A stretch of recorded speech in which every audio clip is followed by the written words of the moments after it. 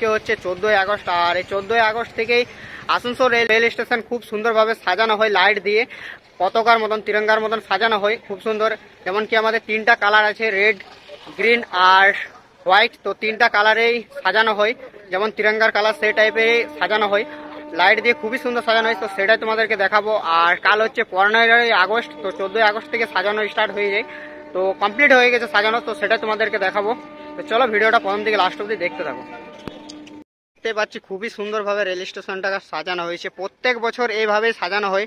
আর এর আগের বছরও তোমরা যারা চ্যানেলে আমার নতুন তারা দেখোনি, আর যারা পুরনো আছে তারা আগের বছর দেখেছিলে যে এইভাবে ঠিক সাজানো হয়েছিল, আর এই বছরও ঠিক সেইভাবে সাজানো হয়েছে, আর খুবই সুন্দরভাবে সাজানো হয়েছে দেখতে পাচ্ছি রেল স্টেশনটাকে।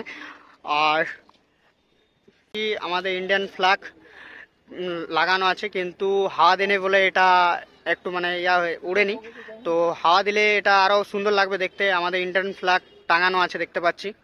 তো তোমরা প্রথমে এসে পরে এই জায়গাটা সেলফি ক্লিক করতে পারো, জায়গাটা জাস্ট অসাধারণ আছে দেখতে পাচ্ছি। মহাত্মা গান্ধী রয়েছে আগে, আর দেখতে খুবই অসাধারণ লাগছে। আর ভারতে দেখতে পাচ্ছি আমাদের তিরঙ্গাটা রয়েছে।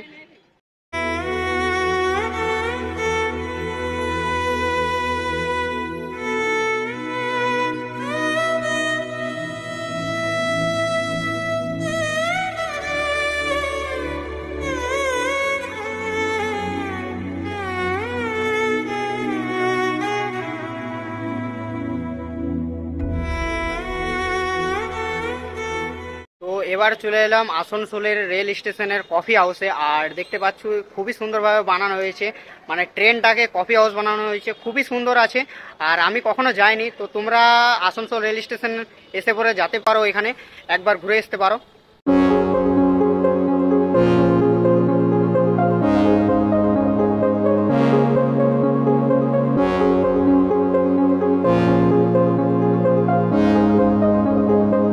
তো দেখতে পাচ্ছ ট্রেনটাকে খুবই সুন্দর কফি হাউসে কনভার্ট করা হয়েছে, খুবই সুন্দর লাগছে দেখতে। আর এটাকেও দেখতে পাচ্ছি লাইট দিয়ে কালার করা হয়েছে, খুবই সুন্দর লাগছে দেখতে।